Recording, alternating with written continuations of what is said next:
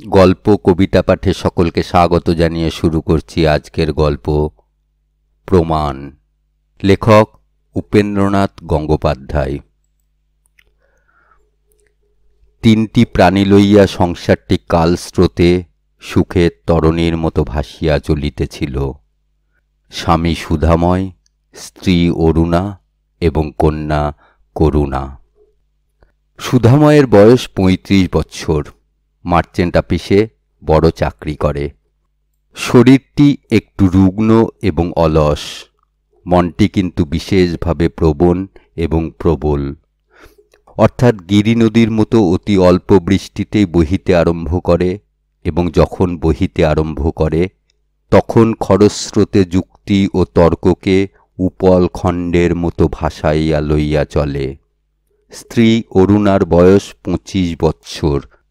গত ৫ বৎসর হইতে যাহারা তাহাকে লক্ষ্য করিতেছে তাহাদের মনে হয় সে যেন যৌবনের সর্বোচ্চ স্তরে উপনীত হইয়া স্থির হইয়া দাঁড়াইয়াছে। সেখান হইতে তাহার পতনের কোনো লক্ষণ নাই।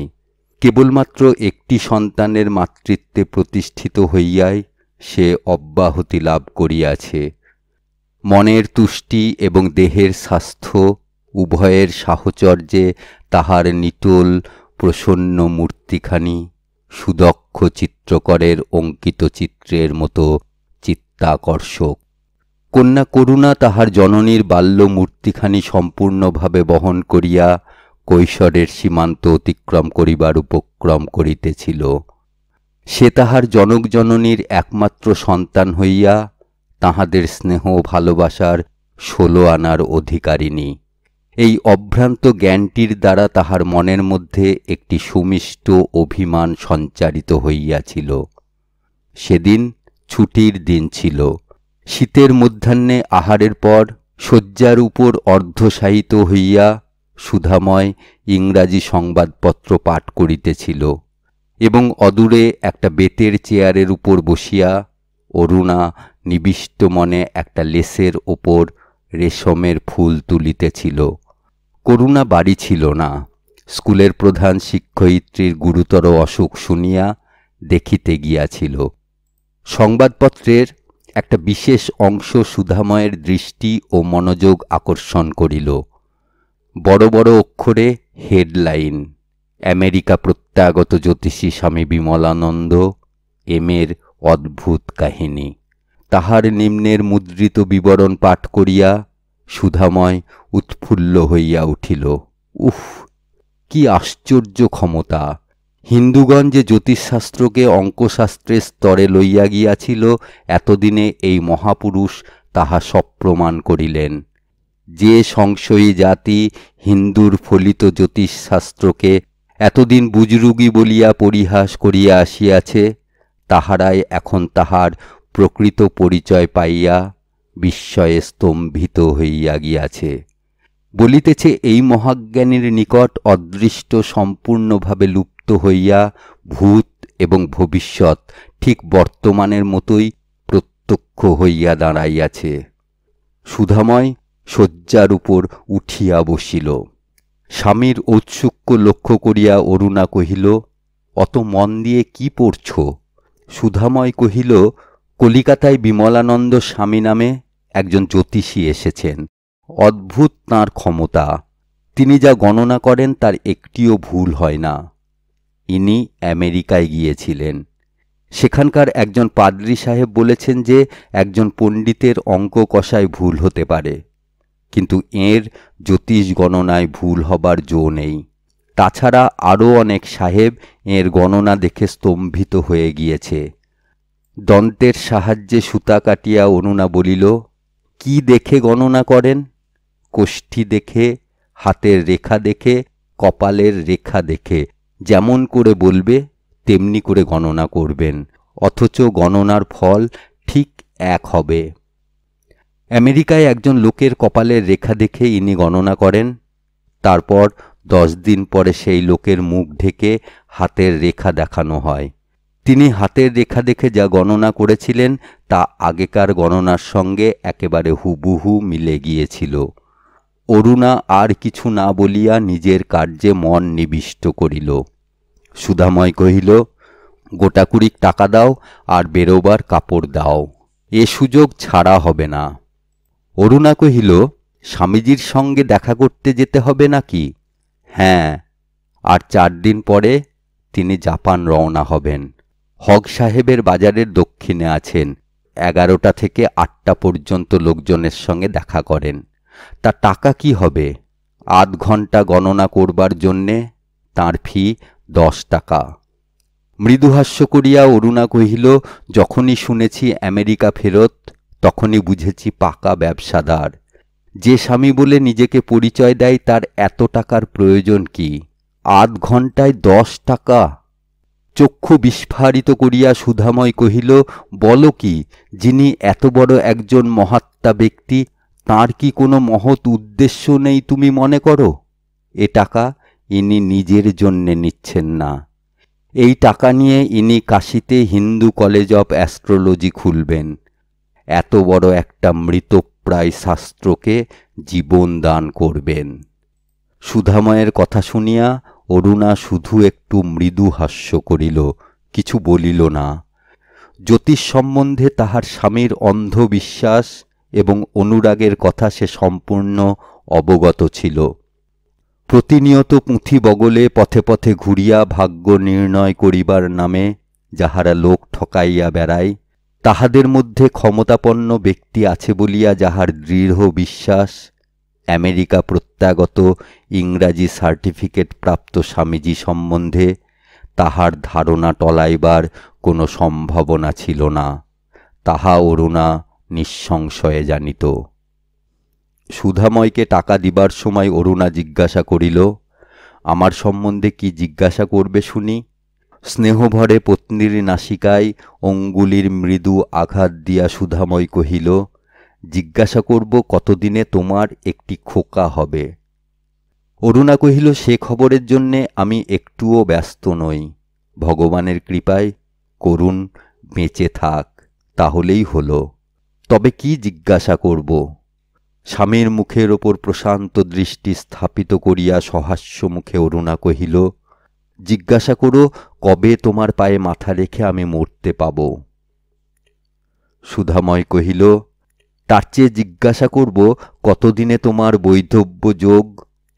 তড়িৎ বেগে অরুণা সুধাময়ের মুখ চাপিয়া ধরিল, কহিল, ফের যদি ওসব কথা বলবে তো ভালো হবে না বলছি। হাসিতে হাসিতে সুধাময় প্রস্থান করিল। প্রকাণ্ড অট্টালিকার নিম্নতলের 2টি কক্ষ ভাড়া লইয়া বিমলানন্দ স্বামী দোকান সাজাইয়াছেন। সুধাময়কে অন্বেষণ করিতে হইল না। সুবিস্তৃত সাইনবোর্ডের উপর অতি বৃহৎ অক্ষরে ইংরাজিতে লেখা, জ্যোতিষী বিমলানন্দ স্বামী M.A. এত বৃহৎ এবং উজ্জ্বল যে কোনো পথিকের দৃষ্টি আকর্ষণ করিতে বিফল হয় না। নামের উভয় পার্শ্বে রাশিচক্র এবং গ্রহ উপগ্রহ নক্ষত্র প্রভৃতি বিচিত্র বর্ণে অঙ্কিত এবং দ্বারের উভয় পার্শ্বে 2টি অপেক্ষাকৃত ক্ষুদ্র সাইনবোর্ডে স্বামীজির জ্ঞান ও গরিমার কাহিনী সংক্ষেপে বিবৃত। দ্বারের নিকট তকমা পরা ভৃত্য বসিয়া হ্যান্ডবিল বিতরণ করিতেছে। ব্যবস্থা এমন সুন্দর যে কেহ যে হ্যান্ডবিল না লইয়া তাহাকে অতিক্রম করিয়া যাইবে, তাহার উপায় নাই। এমনকি সুধাময়কেও একটি হ্যান্ডবিল হাতে লইয়া ঘরে প্রবেশ করিতে হইল। প্রথম কামরাটি স্বামীজির আপিস। সেখানে নানা জাতির এবং নানা শ্রেণীর দর্শন প্রার্থী বসিয়া আছে। পার্শ্বের ঘরে স্বামীজি বসিয়া গণনা করিতেছেন, যেমন যাহার ডাক পড়িতেছে যাইতেছে। সুধাময় প্রবেশ করিতেই একটি কর্মচারী আসিয়া জিজ্ঞাসা করিল, আপনি গণনা করাবেন কি? আজ্ঞে হ্যাঁ। কতক্ষণ সময় নেবেন? আধ ঘণ্টা। হস্ত প্রসারিত করিয়া কর্মচারী কহিল, 10 টাকা দিন। সুধাময় ব্যাগ হইতে একটি 10 টাকার নোট বাহির করিয়া প্রদান করিল। কর্মচারী জিজ্ঞাসা করিল, আপনার নাম? নাম বলিতে গিয়া সুধাময় একটু ইতস্তত করিয়া কি ভাবিয়া প্রকৃত নাম গোপন করিল। কহিল, বিনোদ বিহারী গুপ্ত। কর্মচারী তখনই বিনোদ বিহারী গুপ্তর নামে 10 টাকার একখানি রসিদ লিখিয়া সুধাময়কে দিল। সুধাময় পড়িয়া দেখিল তাহার মধ্যে তাহার সময় নির্ধারিত রহিয়াছে 5টা হইতে 6টা। তখন বেলা 2টা মাত্র। সুধাময় কহিল, আর একটু আগে আমার সময় দিতে পারেন নাকি? কর্মচারী হাসিয়া কহিল, আগেকার সমস্ত সময় বুকড হয়ে রয়েছে। কে নিজেকে অসুবিধায় ফেলে আপনাকে সময় দেবে বলুন? আপনি ইচ্ছে করলে বাড়ি ঘুরে আসতে পারেন, কিংবা অন্য কোথাও যদি কাজ থাকে। সুধাময় কহিল, না, তাহলে অপেক্ষায় করি। যেমন আপনার সুবিধা, বলিয়া কর্মচারী অন্যত্র চলিয়া গেল। সুধাময় বসিয়া হ্যান্ডবিলখানি পড়িতে লাগিল। হ্যান্ডবিলটি স্বামীজির ক্ষমতা এবং কীর্তি কাহিনীর সম্পূর্ণ বিবরণী। খবরের কাগজে ইহার 10 ভাগের 1 ভাগও প্রকাশিত হয় নাই। হ্যান্ডবিলখানি পাঠ করিতে করিতে বিস্ময়ে ও সম্ভ্রমে সুধাময়ের মন ভরিয়া উঠিল। আর কিছুক্ষণ পরেই এই জাদুকরের মন্ত্র প্রভাবে তাহার ভবিষ্যৎ জীবনের যবনিকা উন্মোচিত হইয়া যাইবে, এবং এতদিন ধরিয়া যাহাকে সে অদৃষ্ট মনে করিয়া নিগূঢ় রহস্যের মধ্যে নিহিত জানিত, তাহা তাহার চক্ষের সম্মুখে প্রত্যক্ষ হইয়া উঠিবে। স্বামীজির ঘরের মধ্যে বেল বাজিয়া উঠিল, এবং তাহার পরেই একটি ইংরাজ মহিলা ঘর হইতে বাহির হইয়া আসিল। বাহিরে একটি ইংরাজ অপেক্ষা করিতেছিল। সে জিজ্ঞাসা করিল, কেমন দেখলে? চক্ষু বিস্ফারিত করিয়া ইংরাজ রমণী বলিল, the most wonderful man, an awful conjurer. শুনিয়া সুধাময় মুগ্ধ হইয়া গেল। তাহার পর দীর্ঘ অপেক্ষার পর যখন তাহার ডাক পড়িল, তখন মন্ত্রাভিভূতের মতো সে স্বামীজির কক্ষে প্রবেশ করিল। একটি শ্বেতপাথরের টেবিলের সম্মুখে চেয়ারের উপর বিমলানন্দ স্বামী বসিয়া আছেন। দীর্ঘ, বলিষ্ঠ, গৌরবর্ণ দেহ, চক্ষু দুইটি দীপ্ত প্রভায় জ্বলিতেছে, এবং সমস্ত মুখের মধ্যে তীক্ষ্ণ প্রতিভার চিহ্ন পরিস্ফুট। সুধাময়ের মনে হইল, গভীর অন্তর্ভেদী দৃষ্টির দ্বারা স্বামীজি যেন তাহার জীবনের সমস্ত অতীত এবং ভবিষ্যৎ দেখিয়া লইতেছেন, যেন সে অতল স্পর্শী দৃষ্টি হইতে কোনো কিছু গোপন রাখিবার উপায় নাই। বিস্ময়ে ও সম্ভ্রমে সুধাময় স্বামীজিকে অভিবাদন করিতে ভুলিয়া গেল। সুধাময়ের আপাদমস্তক গভীরভাবে পর্যবেক্ষণ করিয়া বিমলানন্দ কহিলেন, নাম ভাঁড়িয়েছ কেন? তোমার যা লক্ষণ এবং ইঙ্গিত, তাতে তোমার নাম বিনোদবিহারী গুপ্ত হতেই পারে না। তুমি আমাকে পরীক্ষা করতে এসেছ দেখছি, কিন্তু বাপু, তোমরা আধুনিক শিক্ষা লাভ করে অ্যাস্ট্রোলজিকে যে লোক ঠকাবার একটা উপায় বলে মনে করো, সেটা একটা মস্ত ভুল।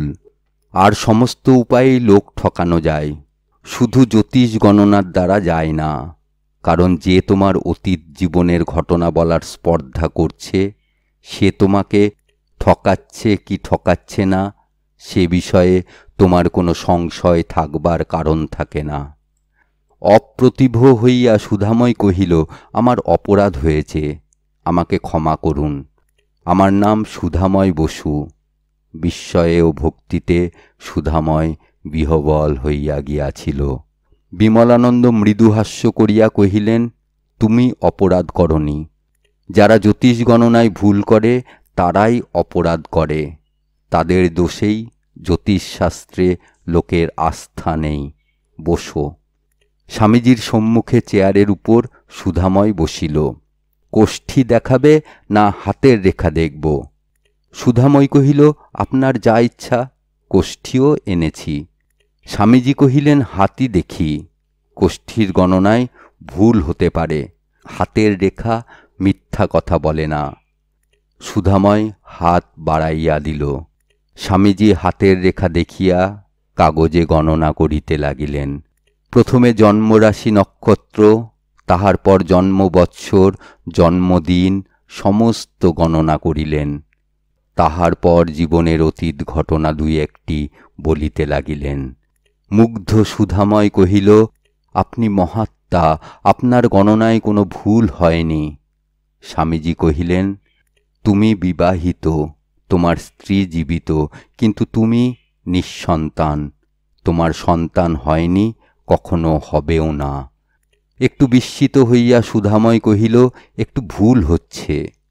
স্বামীজি পুনরায় গণনা করিলেন, না, ভুল হয়নি। তোমার স্ত্রী জীবিত, কিন্তু তুমি নিঃসন্তান। সুধাময় একটু ইতস্তত করিয়া কহিল, আজ্ঞে আমার একটি মেয়ে আছে। জীবিত? জীবিত। প্রতারণা করো না। সুধাময় কহিল, আপনি সর্বজ্ঞ, আপনার নিকট প্রতারণা করা বৃথা। ভ্রু কুঞ্চিত করিয়া বিমলানন্দ কহিলেন, কই দেখি তোমার কোষ্ঠী। সুধাময় পকেট হইতে কোষ্ঠী বাহির করিয়া দিল। বিমলানন্দ কোষ্ঠী লইয়া গণনা আরম্ভ করিলেন। বিস্তৃত সূক্ষ্মভাবে গণনা করিতে লাগিলেন। দীর্ঘ সময়ের পর কোষ্ঠীর গণনা শেষ হইলে সুধাময়ের ললাটের রেখা পরীক্ষা করিয়া দেখিলেন। তাহার পর একখণ্ড কাগজে কি লিখিয়া একটা খামে মুড়িয়া সুধাময়ের হস্তে দিয়া কহিলেন, বাইরে গিয়ে পড়ো। তারপর বেল বাজাইয়া দিলেন। সুধাময় কহিল, আমার একটা প্রশ্ন আছে। মৃদু হাসিয়া স্বামীজি কহিলেন, তাহলে কাল এসো। আধ ঘণ্টার স্থলে তোমার প্রায় 40 মিনিট হয়ে গিয়েছে। আমার আপত্তি না থাকতে পারে, কিন্তু যাকে বসিয়ে রেখেছি তাঁর আপত্তি বেড়ে উঠছে। সুধাময় কহিল, 2 মিনিটের বেশি লাগবে না। কিন্তু ততক্ষণে কক্ষে আর এক ব্যক্তি আসিয়া প্রবেশ করিয়াছিল। স্বামীজি সুধাময়ের কথার উত্তর না দিয়া তাহার সহিত কথা আরম্ভ করিলেন। তখন অগত্যা স্বামীজিকে অভিবাদন করিয়া সুধাময় বাহিরের ফুটপাথে আসিয়া দাঁড়াইলেন। খামখানা ছিঁড়িয়া কাগজ বাহির করিয়া গ্যাসের আলোকে পাঠ করিল। তাহাতে লেখা ছিল, আমার গণনায় কোনো ভুল নাই, তোমার ধারণা ভুল। সেই খামের মধ্য হইতে কাল সর্প বাহির হইয়া দংশন করিলেও সুধাময় বোধহয় সেরূপ বিহ্বল হইত না। এই কয়েকটি অক্ষরের মধ্যে গুপ্তভাবে যে তীব্র বিষ সঞ্চিত ছিল, তাহার তাড়নায় সুধাময়ের সমস্ত দেহ ঝিমঝিম করিয়া আসিল। গ্যাসের উজ্জ্বল আলোক তাহার চক্ষে নিমেষের মধ্যে স্তিমিত হইয়া গেল, এবং তাহার ভাবহীন অনুদ্দিষ্ট দৃষ্টির সমক্ষে রাজপথ এবং নিউ মার্কেটের দৃশ্যাবলী স্বপ্নরাজ্যের অর্থবিহীন নিঃশব্দতায় কেবলমাত্র নড়িতে লাগিল।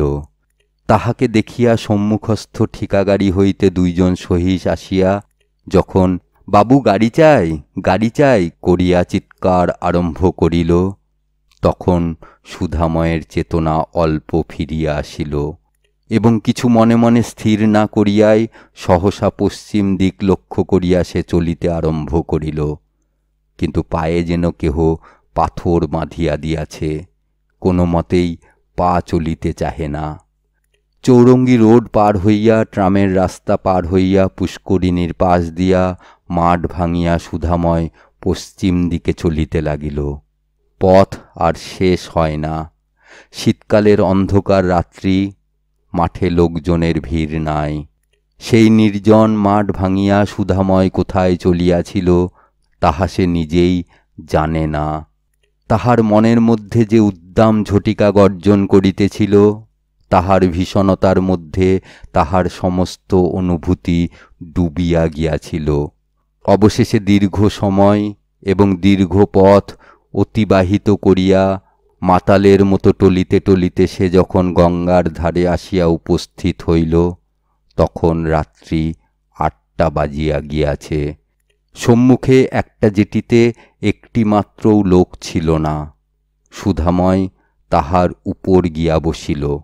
পায়ের নিচে গঙ্গা বহিয়া যাইতেছিল। মাথার উপর আকাশে অসংখ্য তারকা হাসিতেছিল এবং শীতের তীব্র উত্তরে বাতাস সজোরে বহিতেছিল।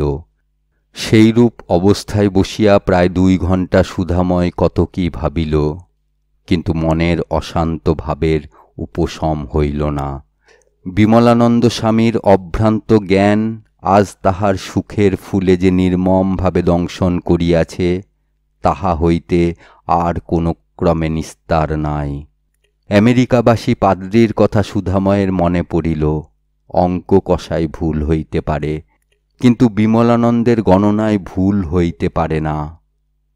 অধীর হৃদয়ে সুধাময় সেখান হইতে উঠিয়া স্ট্যান্ড রোডে আসিয়া দাঁড়াইল। একটা খালি গাড়ি যাইতেছিল দেখিয়া তাহাতে চড়িয়া বসিল। সুধাময় গৃহে পৌঁছিলে অরুণা কহিল, কি কাণ্ড বলো দেখি, সেই দুপুরবেলা বেরিয়েছ, আর এই দুপুর রাতে ফিরলে। আমাদের মনে কি ভাবনা হয় না? অস্পষ্ট স্বরে বিড়বিড় করিয়া কি বলিয়া সুধাময় সরিয়া গেল। অরুণা পিছনে পিছনে গিয়া কহিল, কি হয়েছে তোমার? মুখ অত ভার কেন? অসুখ করেনি তো? কথার উত্তর না দিয়া সুধাময় একটা ইজি চেয়ারে শয়ন করিল। অরুণা কহিল, গণৎকার গুণে বুঝি কোনো মন্দ খবর দিয়েছে? তাই যদি দিয়ে থাকে তাতে মন খারাপ করে কি হবে? ওদের সব কথাই মিথ্যা হয়। সুধাময় উচ্চ কণ্ঠে কহিল, যাও যাও, আমার সম্মুখ থেকে সরে যাও, বিরক্ত করো না। এক মুহূর্তে অরুণা নির্বাক হইয়া দাঁড়াইয়া রহিল। তাহার পর ধীরে ধীরে সরিয়া গেল। পরদিন প্রাতে করুণা তাহার জননীর মূর্তি লক্ষ্য করিয়া আশ্চর্য হইয়া গেল। মুখ রক্তবর্ণ, চক্ষু দুইটা ফুলিয়াছে এবং সমস্ত শরীরে যন্ত্রণা এবং অশান্তির চিহ্ন ফুটিয়া উঠিয়াছে। কি হয়েছে মা তোমার? কিছু হয়নি, তবে জিনিসপত্র গুছোচ্ছ কেন? অরুণার দুই চক্ষু হইতে তপ্ত অশ্রু ঝরঝর করিয়া ঝরিতে লাগিল। কাল রাত্রে যে ভীষণ অশ্রাব্য কথা শুনিয়া সে ভগবানের নিকট চিরবধিরতা প্রার্থনা করিয়াছিল, সেই শ্রবণ পথে এই সুমধুর সহানুভূতির সুর প্রবেশ করিয়া অরুণাকে বিহ্বল করিয়া দিল। জননীর বেদনায় করুণার চক্ষে জল ভরিয়া আসিল। কহিল, মা, তুমি কাঁদছ কেন? শীঘ্র বলো, কি হয়েছে? অশ্রু মুছিয়া অরুণা কহিল, করুণ, আমি আজ এ বাড়ি ছেড়ে চলে যাব। তুমি লক্ষ্মী মেয়ের মতো তোমার বাবার খাওয়া পড়া দেখো, সেবা যত্ন করো।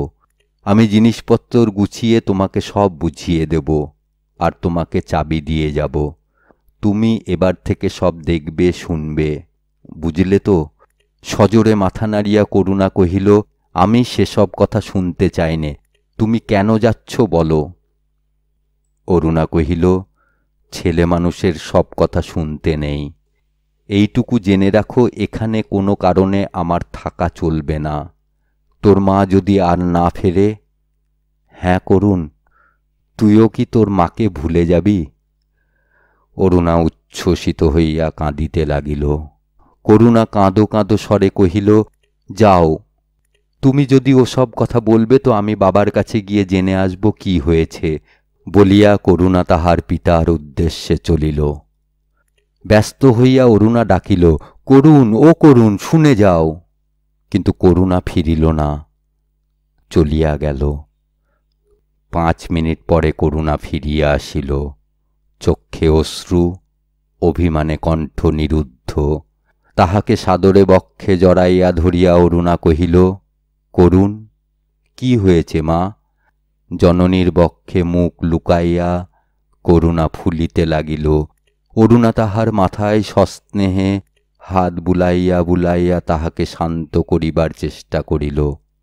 তাহার পর কিছু পরে মুখ তুলিয়া ধরিয়া দেখিল, উচ্ছ্বসিত অশ্রুর প্রবাহে করুণার মুখ ভাসিয়া গিয়াছে। কি হয়েছে করুণ? করুণা কহিল, মা, আমিও তোমার সঙ্গে যাব।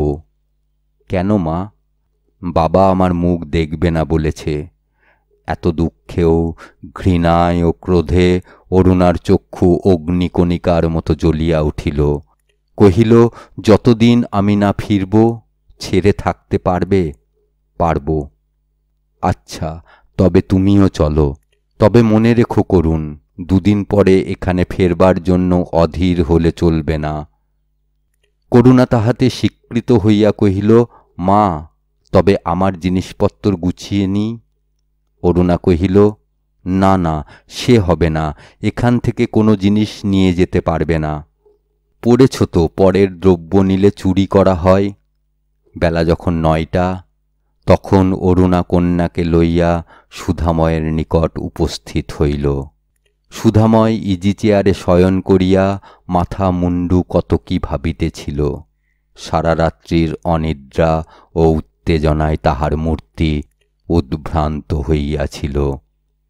ধীর অবিচলিত কণ্ঠে অরুণা কহিল, আমাদের গাড়ি এসেছে। তাহার পর চাবির গুচ্ছ চেয়ারের হাতলের উপর রাখিয়া কহিল, এই চাবির রিং রইল, এতে সব চাবি আছে।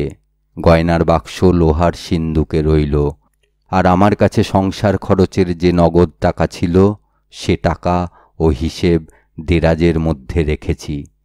তাহার পর একটু থামিয়া কহিল, করুণের আর আমার সেভিংস ব্যাংকের পাসবুক লোহার সিন্ধুকে রইল।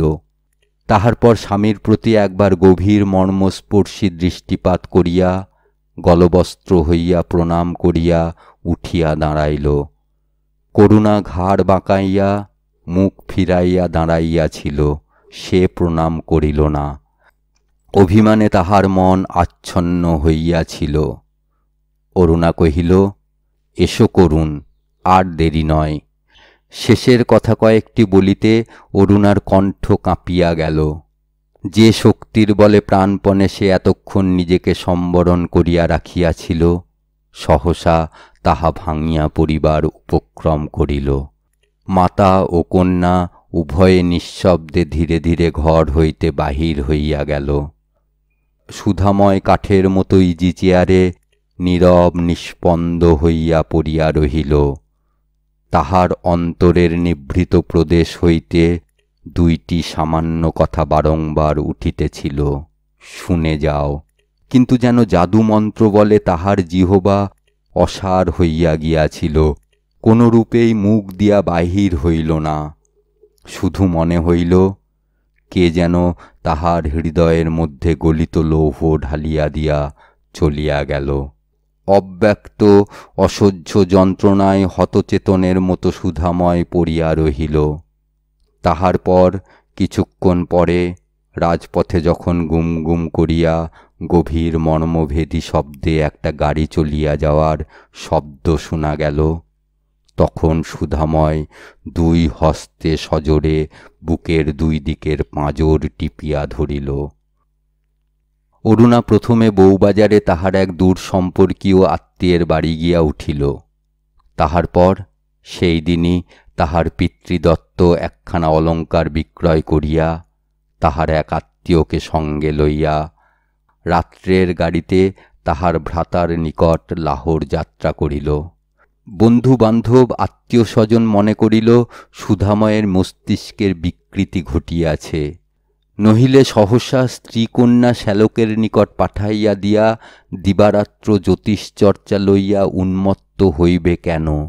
শুধু আপিসের কাজটুকু ছাড়া আহার নিদ্রা প্রায় পরিত্যাগ করিয়া সে অহর্নিশ জ্যোতিষের পিছনে লাগিয়াছে। ক্লান্তি নাই, আলস্য নাই, বিরক্তি নাই। দিবারাত্র সুধাময় বহুবিধ পুস্তকের মধ্যে নিজেকে নিমজ্জিত করিয়া গণনা করিতেছে। বিলাত ও আমেরিকা হইতে এমন মেল আসিত না যাহাতে তাহার পুস্তক না আসিত। এ সকল দেখিয়া লোকে মনে করিত সে নিশ্চয় পাগল হইবে। বিমলানন্দ স্বামী তাহার মনের মধ্যে যে কি আগুন জ্বালিয়া দিয়া গিয়াছিল তাহার সন্ধান তো কেহ জানিত না। একটা কথা মনে করিয়া সুধাময় কিছুই স্থির করিতে পারিত না।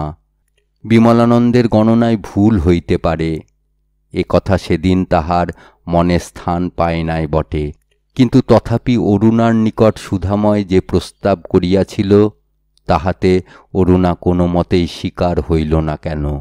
সুধাময় যখন বিমলানন্দের গণনায় সত্যাসত্য পরীক্ষা করিবার জন্য বিমলানন্দেরই দ্বারা অরুণার হস্তরেখা গণনা করাইবার প্রস্তাব করে, তখন দৃপ্ত তেজে জ্বলিয়া উঠিয়া অরুণা কহিয়াছিল, আমাকে এত সামান্য মনে করো না যে নিজেকে এরূপ ঘৃণিতভাবে পরীক্ষায় ফেলে নিজের আত্মমর্যাদাকে অপমান করব।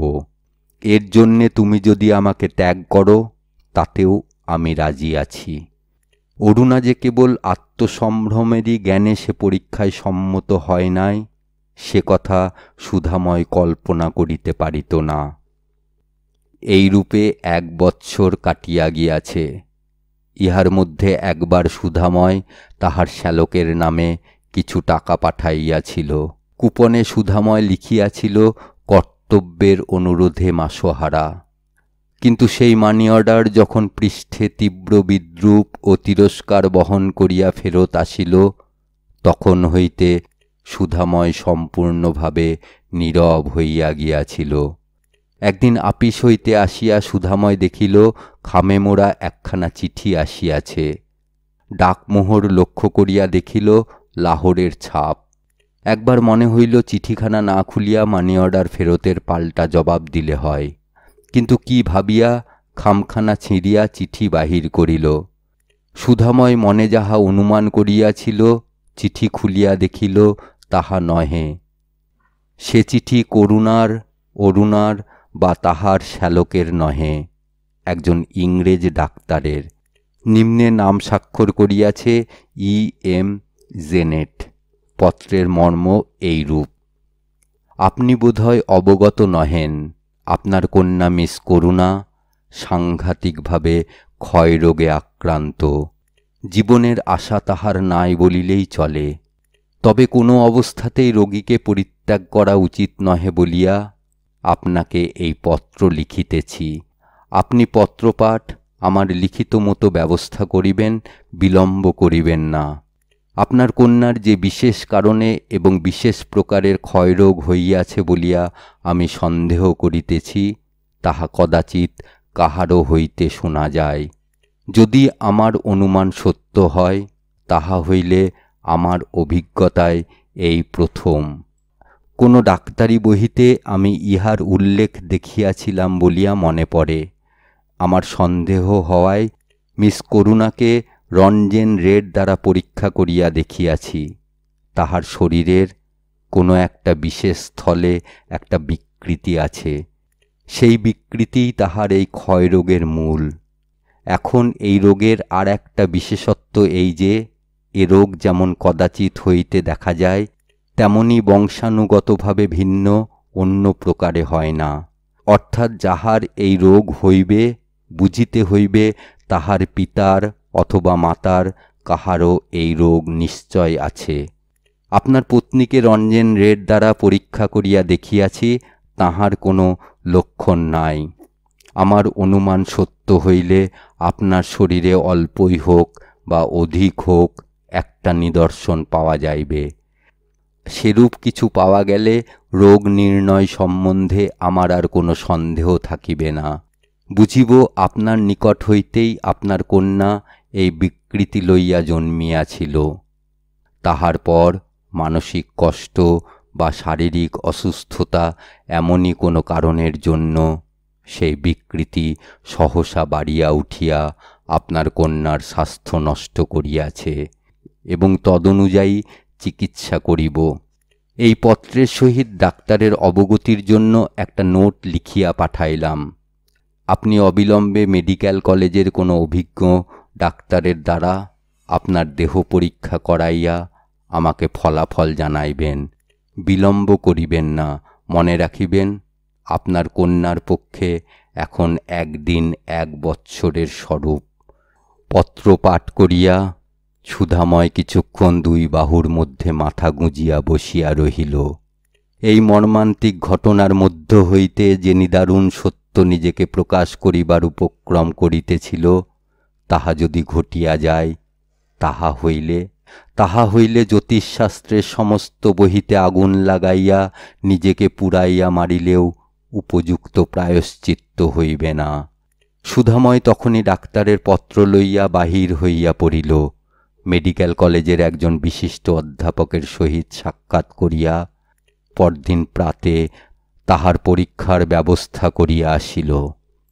পরদিন প্রাতে ডাক্তার সুধাময়ের হস্তে পরীক্ষার রিপোর্ট দিয়া কহিলেন, না, আমার কোনো সন্দেহ নেই, আপনার নিকট হইতেই আপনার কন্যা এ রোগ সঞ্চয় করেছে।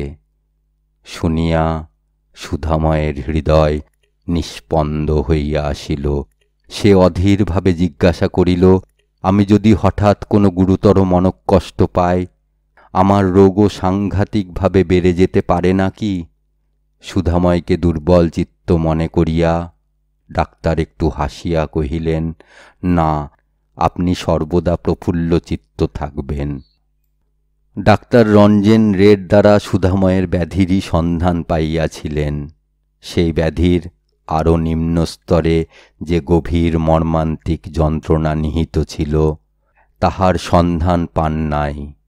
1 বৎসর পূর্বে নিউ মার্কেটের সম্মুখে সন্ধ্যার সময় গ্যাসের আলোক সুধাময়ের চক্ষে ততটা নিষ্প্রভ মনে হয় নাই, যতটা আজ মেডিকেল কলেজ হইতে বাহির হইয়া দিবালোককে সে স্তিমিত দেখিল। এই 1 বৎসর কি অসহ্য যন্ত্রণার মধ্যে সে কাটাইয়াছে। নিরানন্দ স্নেহহীন প্রেমহীন জীবন মহাপাপের নির্মম প্রায়শ্চিত্ত প্রতিনিয়ত ধীরে ধীরে করিয়া লইতেছিল। আজ সহসা নিদারুণভাবে সেই প্রায়শ্চিত্ত উদযাপনের অবস্থায় উপনীত হইয়াছে। যাহা অসত্য, যাহা অসম্ভব, যাহা অস্বাভাবিক, তাহারই উপর নির্ভর করিয়া সুধাময় যাহাকে অস্বীকার করিয়াছিল, এইরূপ মর্মান্তিক উপায়ে সে প্রমাণ করিতে বসিয়াছে সে সুধাময়ের পর নহে, সে তাহার নিতান্ত আপনার, সে তাহারই দেহের রক্ত মাংসে গঠিত। শুধু তাহাই নহে, একই ব্যাধির ছাপে সেই রক্ত মাংস চিহ্নিত। সেই দিনই আপিসে ছুটি লইয়া রাত্রের ট্রেনে সুধাময় লাহোর যাত্রা করিল। কিন্তু 3 দিনের দীর্ঘ পথকষ্টে এবং উদ্বেগে অতিক্রম করিয়া সে যখন করুণার রোগশয্যা পার্শ্বে উপনীত হইল, তখন করুণার অভিমান ক্লিষ্ট জীবনের দুঃখ ভোগের আর বেশি বাকি ছিল না। সকল ব্যাধিকে যাহা নিরাময় করে, সকল যন্ত্রণার যাহাতে অবসান হয়, সেই মৃত্যুর মধুর আবেশে করুণা তখন জীবন পারের স্বপ্ন দেখিতেছিল। সুধাময়কে দেখিয়া তাহার মুখে মৃদু হাসি এবং চক্ষে অশ্রু দেখা দিল। তাহাতে যে কতখানি অভিমান মিশাইয়াছিল, তাহা সুধাময় মর্মে মর্মে অনুভব করিল। তাহার পর 2 ঘণ্টা পরে, যখন করুণার ক্লান্ত নয়ন দুইটি সুগভীর নিদ্রাভরে ধীরে ধীরে মুদিত হইয়া গেল, তখন অব্যক্ত অদ্ভুত বেদনায় সুধাময় ও অরুণা সেই নীরব নিস্পন্দ প্রাণহীন দেহকে জড়াইয়া ধরিয়া পরস্পর মিলিত হইল।